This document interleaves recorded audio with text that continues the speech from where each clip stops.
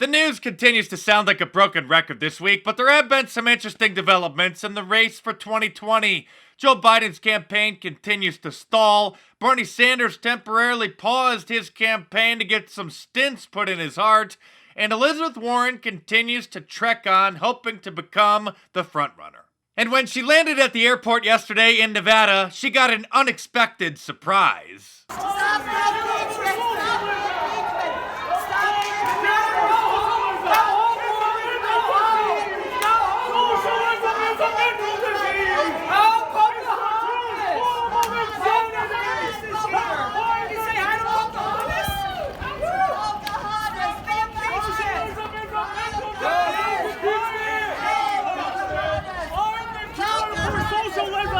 I don't think that's the welcoming committee she had expected. And I love how she starts waving before she realizes what they're saying, thinking they're a bunch of her fans.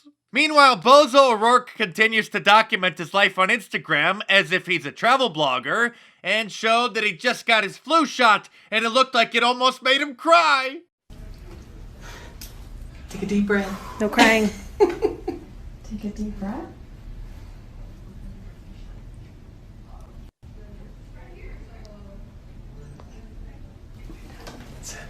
With arms that skinny, I'd be willing to bet that Bernie Sanders could beat Beta in a push-up contest, and he's almost 80 years old and just had heart surgery. Speaking of life support, Hillary was rolled out of the retirement home this week to help her daughter cash in on a new book that they both co-wrote together called Gutsy Women. She doesn't really talk about the book during her interviews and instead is just complaining about President Trump as usual.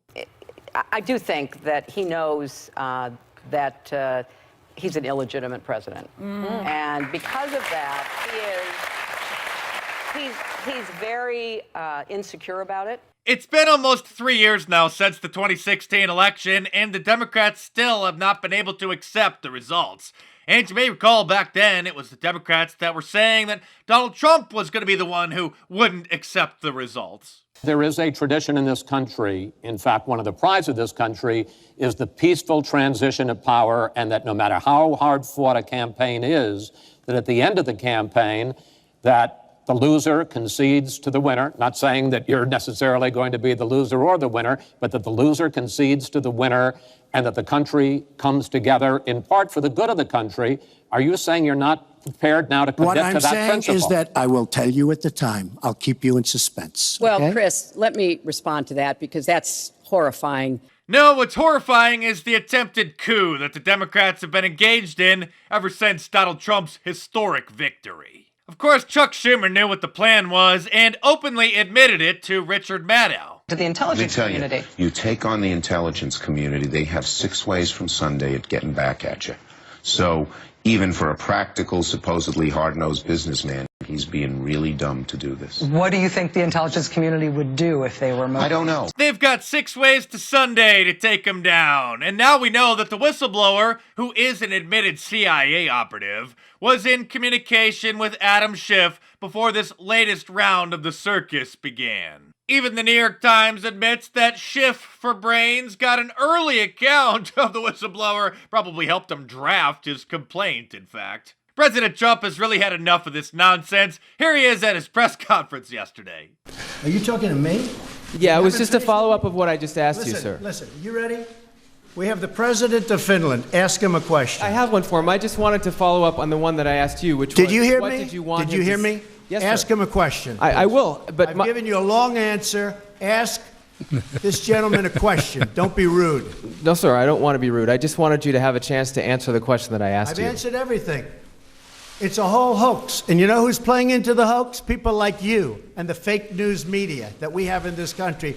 And I say in many cases, the corrupt media, because you're corrupt. Much of the media in this country is not just fake, it's corrupt. Despite these headaches, the president is surprisingly maintaining his sense of humor. And yesterday tweeted out this meme showing a clip from an old Nickelback music video where the photograph was swapped out for that picture now that's recently surfaced of Joe Biden and his son golfing with one of the executives from the Ukrainian oil company that Joe Biden says he never heard of. Have you ever spoken to your son about his overseas business dealings? I've never spoken to my son about his overseas business dealings. Look at this Summer do it makes me laugh.